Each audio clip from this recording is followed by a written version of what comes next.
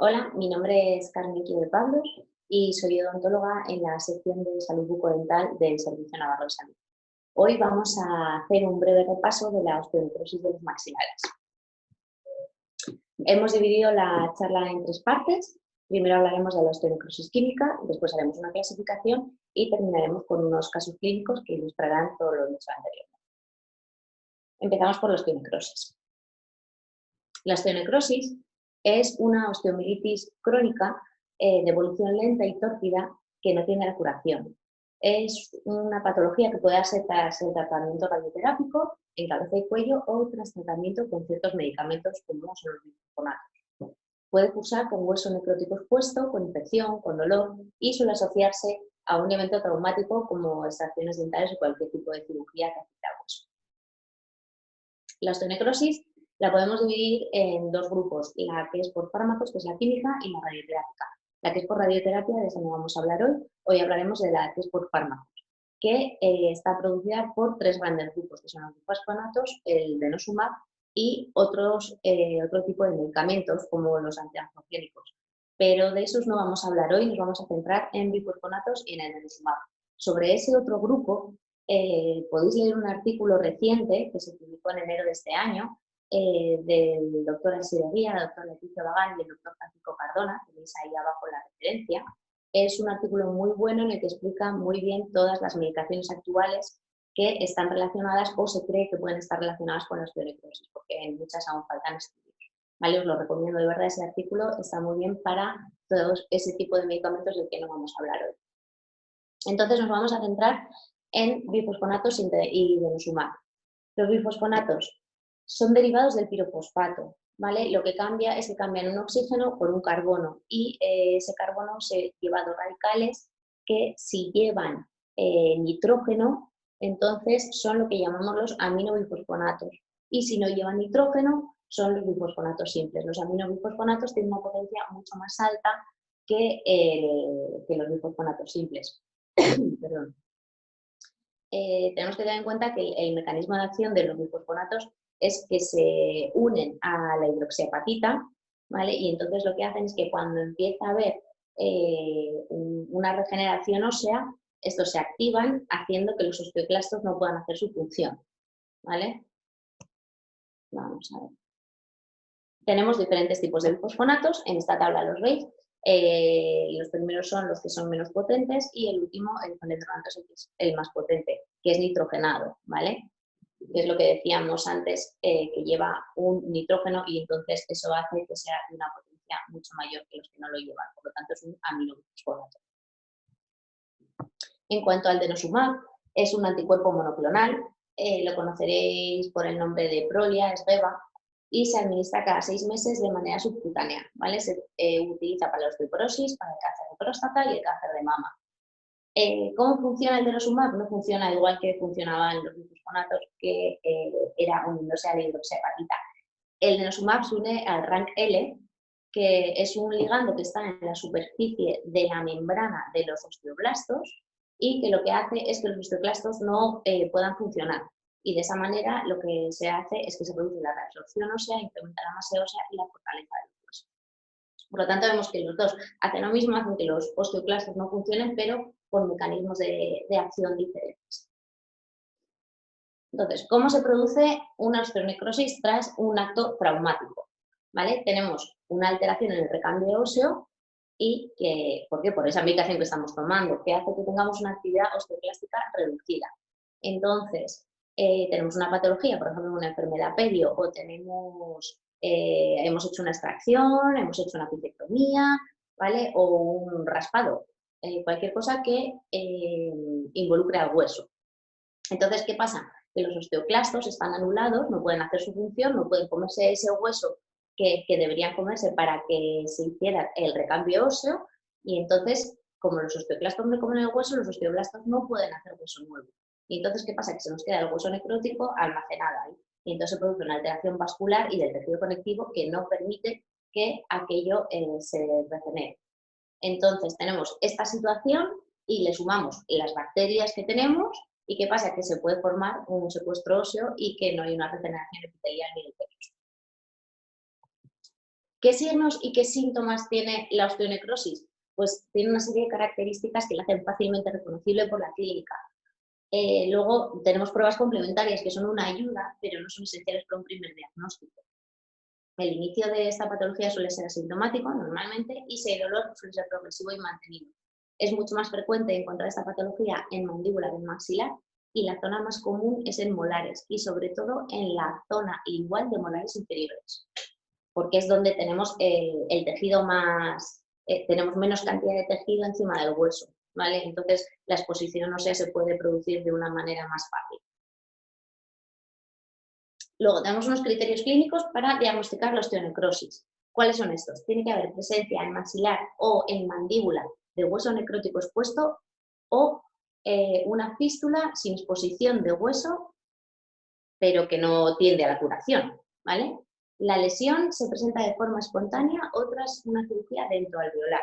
Tiene que tener mínimo 8 semanas de evolución. Si no tiene 8 semanas, aún no lo podemos llamar osteonecrosis.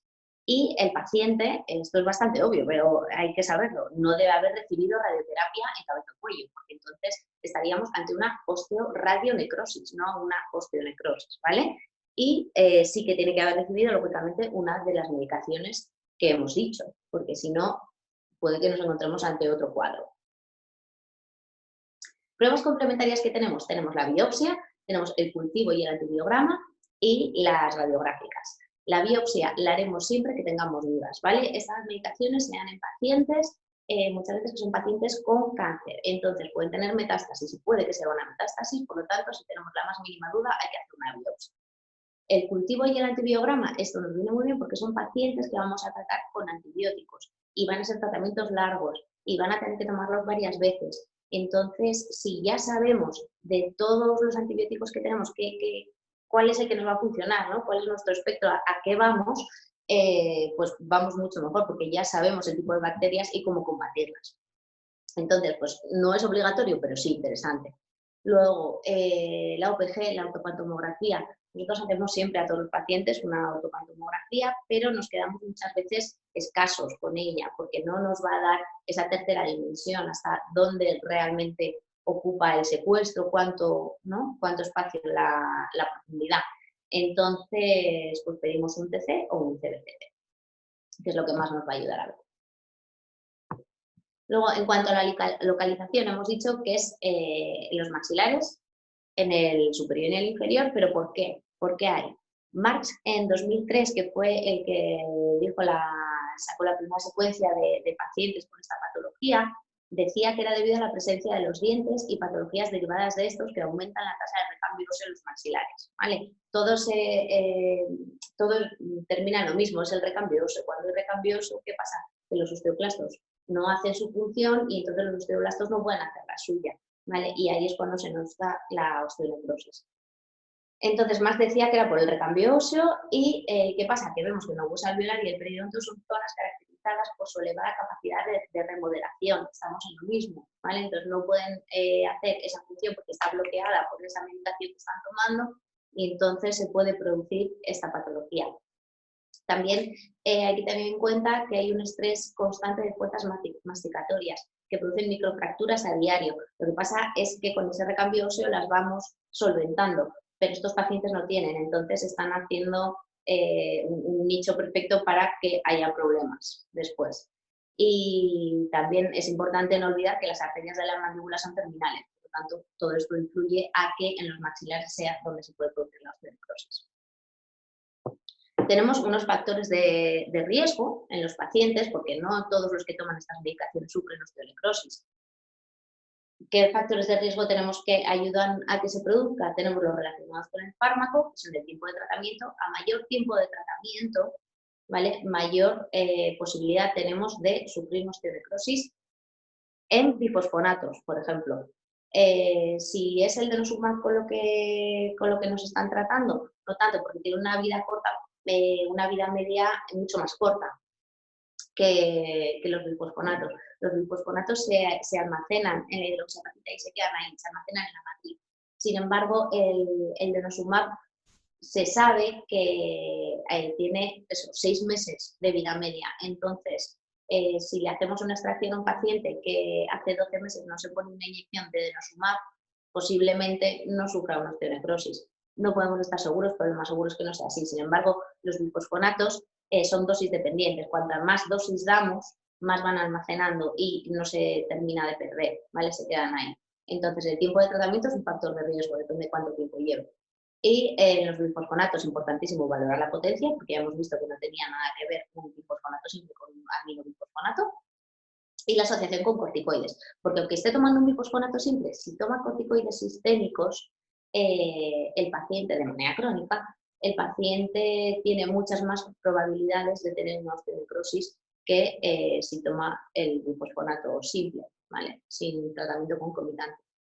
Tenemos también unos factores locales que son factores de riesgo, como las extracciones, ¿vale? Como los torus, la mala higiene, es importantísimo. Los pacientes que tienen mala higiene van a tener mayor inflamación, el hueso va a estar más afectado y entonces se puede dar más osteonecrosis. Es importante también los factores demográficos y sistémicos, como la edad. Se ha visto en recientes estudios que un mismo paciente, por ejemplo con un cáncer, le dan el mismo tratamiento a una persona joven y a una persona de más edad y tienen más riesgo de sufrir osteonecrosis la persona de más edad que la persona joven. El tabaco sabemos que también es un factor de riesgo porque impide que cicatricen las heridas, entre otras cosas, puede ser por eso. Y tenemos también factores genéticos, sobre todo en pacientes con mieloma múltiple. Vale, pasamos al siguiente punto de la charla, que es la clasificación de los pacientes y cómo y cuándo tratar. Nosotros en el Servicio Navarro de Salud utilizamos la clasificación del Dr. Lagan, que divide a los pacientes en 3 estadios.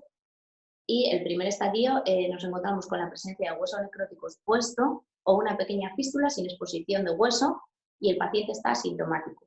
Los otros 2 estadios vamos a ver que son pacientes sintomáticos. El único que está asintomático es el del primer estadio. En el estadio 2 tenemos 2 subdivisiones. La primera tenemos la presencia de hueso necrótico expuesto o la pequeña fístula sin exposición y el paciente tiene síntomas de dolor e infección, pero se controlan con un tratamiento conservador. Y en la otra subdivisión, sin embargo, vemos que es lo mismo la presencia de hueso necrótico o la pequeña fístula, el paciente tiene síntomas que son los mismos, pero no se puede controlar con tratamiento conservador. Y la necrosis y los signos de infección derivados de esta progresan.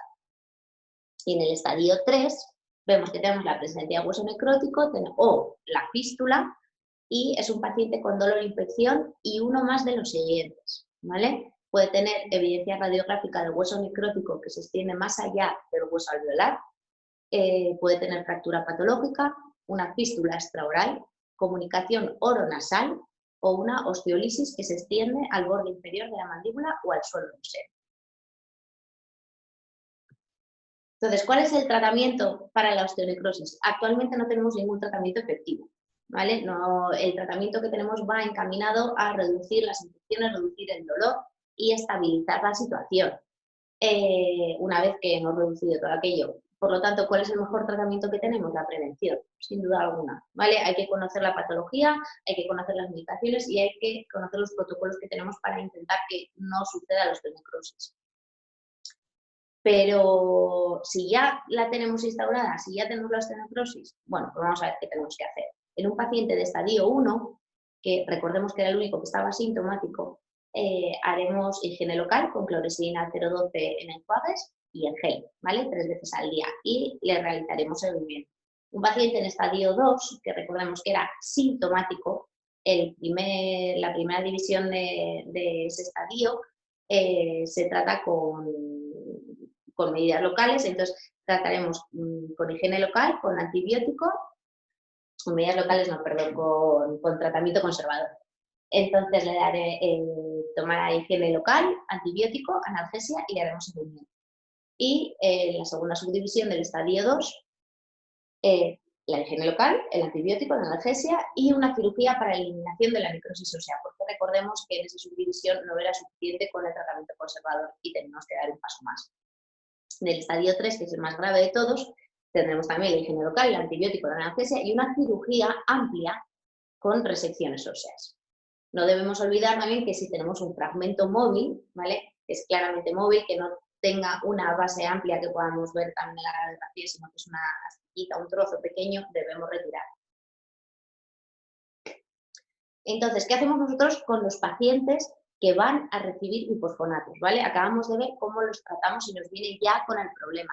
Pero si yo tengo un paciente que sé que va a ser tratado con bifosfonatos, con denosumab o con otras medicaciones que son las que podéis ver en el artículo que hemos dicho antes, ¿vale? ¿Qué es lo que hacemos? Los dividimos en dos grandes grupos, los que van a recibir tratamiento con bifosfonatos orales y los que van a recibir tratamiento por vía parenteral, como el Prolia o los bifosfonatos intravenosos. Entonces, con los de los bifosfonatos orales no hacemos nada extraordinario, hacemos una revisión normal, las extracciones que haya que hacer se hacen, los tratamientos que haya que hacer se hacen, se le hace una limpieza, ¿vale? Normal. Y con los que van a ir por vía parenteral le hacemos una exploración periodontal y tomamos registros, pues el CPI o el que toméis normalmente, ¿vale? Se le hace una exploración radiográfica con ortopantomografía y periapicales, se le hace un tetratraje profiláctico y un control de placa y hay que eliminar los factores irritativos que puedan provocar ulceraciones mucosas. Todas las prótesis que están desadaptadas tienen que estar adaptadas, ¿vale? Se hace una nueva o si se puede adaptar esa, pues bueno, se adapta. Pero es muy importante que estén adaptadas porque por el roce, el trauma continuo, lo que va a hacer es que la mucosa sufra una alteración y entonces el hueso se puede llegar a ver expuesto y se puede producir una osteonecrosis, ¿vale? Es importante, los torus que son muy prominentes, habrá que valorar si hay que reducirlos, ¿vale? Antes de que empiece a tomar el tratamiento.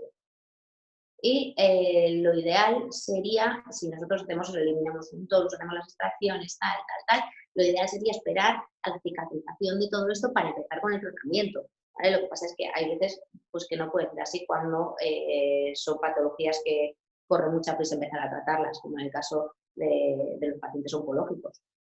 Pero lo ideal, si pudiera ser, sería esperar a que todo cicatrice y entonces ya empezamos a tratar.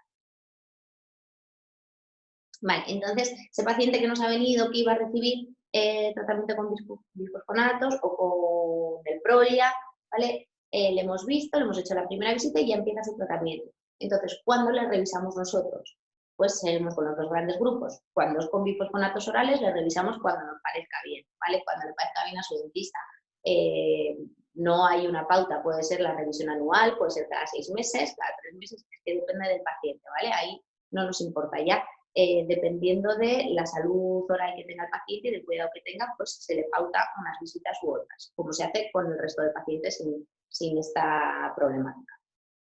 Y si son pacientes que reciben tratamiento por vía parenteral, les revisamos cada 6 meses, ¿vale? Cada 6 meses les vemos seguro y a veces les vemos entre medio, pero cada 6 meses seguro.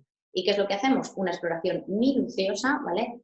Caries, perio, radiográfica, todo lo normal, ¿vale? Pero con mucho cuidado, con mucho detalle y muy importante revisar la mucosa, ¿vale? Es importantísimo. Aquí es vital mirar esa zona que os decía de molares por la parte lingual, en inferior, ¿vale? Ahí hay que mirar porque en esa zona se pueden dar exposiciones de hueso con mucha facilidad.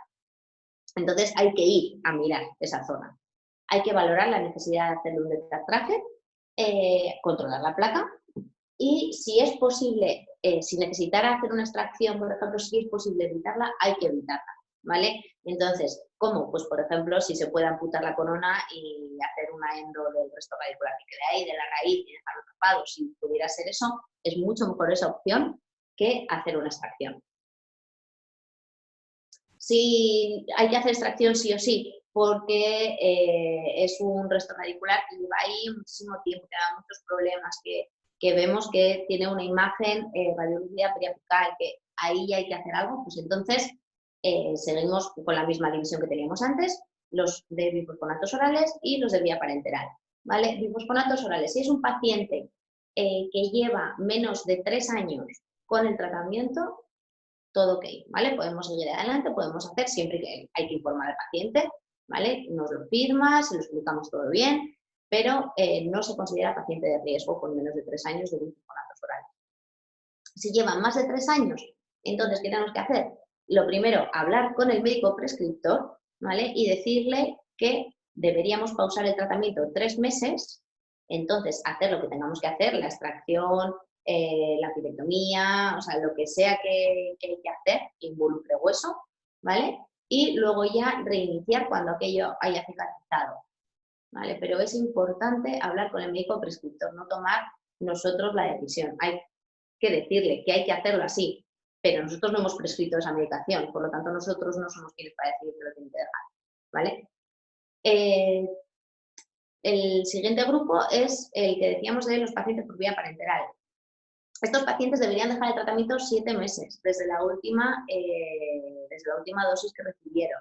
Lo mismo, importante consultar con el médico. Aquí mucho más importante aún que los glucosfonatos orales. Porque los orales suelen ser para la osteoporosis y suele ser una cosa un poco más leve, pero aquí tenemos los que son por vía parenteral es para tratamientos oncológicos y también para la osteoporosis, ¿vale? Pero suelen ser casos más graves. Entonces, importante hablar con el médico prescriptor. Bueno, debería dejar el tratamiento 7 meses, ¿vale? Y nosotros pautaríamos un antibiótico profiláctico, ¿vale? Solemos dar amoxicilina clavudico 875-125 para gente que no es alérgica a penicilina, ¿vale? Lo empezamos a dar 2 días antes, hacemos lo que tenemos que hacer nosotros, la extracción o lo que sea, y lo siguen tomando 10 días después. Les mandamos enjuagues con clorexidina 0,12 3 veces al día durante 15 días y les vemos para retirar la sutura a los 10 días y les volvemos a revisar al mes y medio, ¿vale? Al mes y medio vemos si se ha revitalizado completamente el lecho y si va bien, perfecto, les seguimos, ¿vale? Vamos haciendo seguimiento y si no, entonces ya podemos estar pensando que se puede producir una osteonecrosis. Aún no podemos decir que es osteonecrosis porque no han pasado las 8 semanas que hemos dicho que tenían que pasar para poder considerar, ¿vale? Hemos dicho lo de retirada de sutura, aunque parezca que no hace falta dar puntos, una extracción y dices, aquí no hace falta. Es importante dar los puntos, ¿vale? Aunque la extracción haya sido súper atraumática, que debe ser lo más atraumática posible, ¿vale? Le agarraremos el alveolo, lo limpiamos y luego suturamos. ¿Y por qué suturamos? Porque aunque no vayamos a cerrar del todo la herida, siempre vamos a ayudar un poco, ¿vale? Vamos a acercar los bordes y siempre vamos a ayudar. Así que es importante suturar en los pacientes que toman este tipo de medicaciones y les hemos hecho una extracción. Ahora vamos a ver unos casos clínicos para ilustrar un poco esto que acabamos de explicar. Vale, este es el primer caso, tenemos una mujer de 90 años, ella vino a la consulta y estaba sintomática y tenía hueso expuesto en la zona anterior del tercer cuadrante de tiempo desconocido. Era una paciente con mieloma múltiple y estuvo en tratamiento con Zometa, empezó en el 2017 y estuvo durante 2 años y tenía otros tratamientos concomitantes. Entonces, nuestro diagnóstico de presunción era una osteonecrosis de los maxilares por glufosfonatos, pero tomamos una muestra y la mandamos a anatomía patológica. Vale, vemos aquí en la paciente, en la primera foto, esa zona anterior del tercer cuadrante con el hueso necrótico expuesto, y en la segunda foto es el final del cuarto cuadrante, fondo del cuarto cuadrante, y vemos que ahí ya empieza a haber una exposición ósea también de hueso necrótico.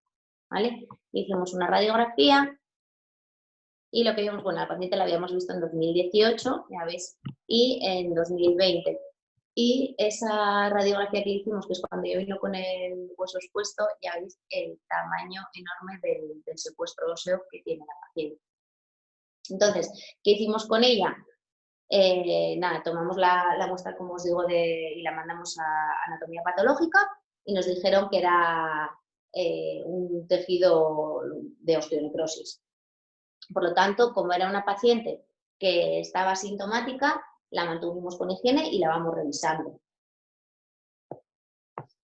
El siguiente caso clínico es una mujer de 84 años, padece osteoporosis y estuvo en tratamiento con risperidonato desde 2007 y en 2014 empezó con Prolia y sigue con Prolia, ¿vale? O sea, estuvo con bifosfonatos orales durante 7 años y luego con Prolia desde 2014 hasta ahora.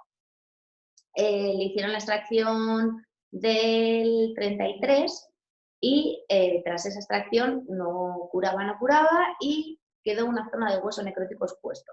La paciente está totalmente asintomática, sin ninguna molestia. ¿Cuál es el diagnóstico? Osteonecrosis química de los maxilares tras extracción dental. Aquí vemos a la paciente que tiene el hueso expuesto en esa zona, ¿vale? En noviembre de 2018 y cómo había mejorado ya en febrero de 2019.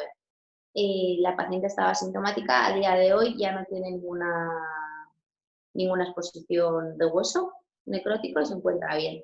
La seguimos vigilando porque a todos los seguimos vigilando. Este es el TC donde se ve el secuestro óseo. Vale, vamos con el tercer caso clínico. Esta es una mujer de 60 años que a los 56 le diagnosticaron de mieloma múltiple, para lo cual estuvo con pamidronato intravenoso durante 3 años y después con un bifosfonato oral semanal. En su clínica le hicieron la extracción del 42, el alveolo no curaba, entonces lo curetearon para ver si curaba, no curó, le hicieron una cirugía a cielo abierto para limpiarlo, legrarlo y ver si aquello terminaba de curar, pero tampoco curó. Y entonces nos llegó a nosotros con la imagen que veis ahí, con una fístula que suturaba.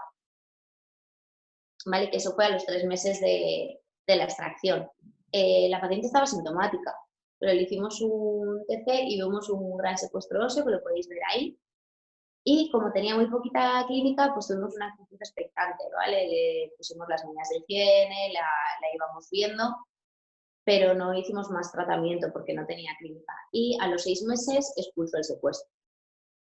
Por lo tanto, no hizo falta hacer nada más. Así que vamos a resumir un poco todo lo que hemos dicho.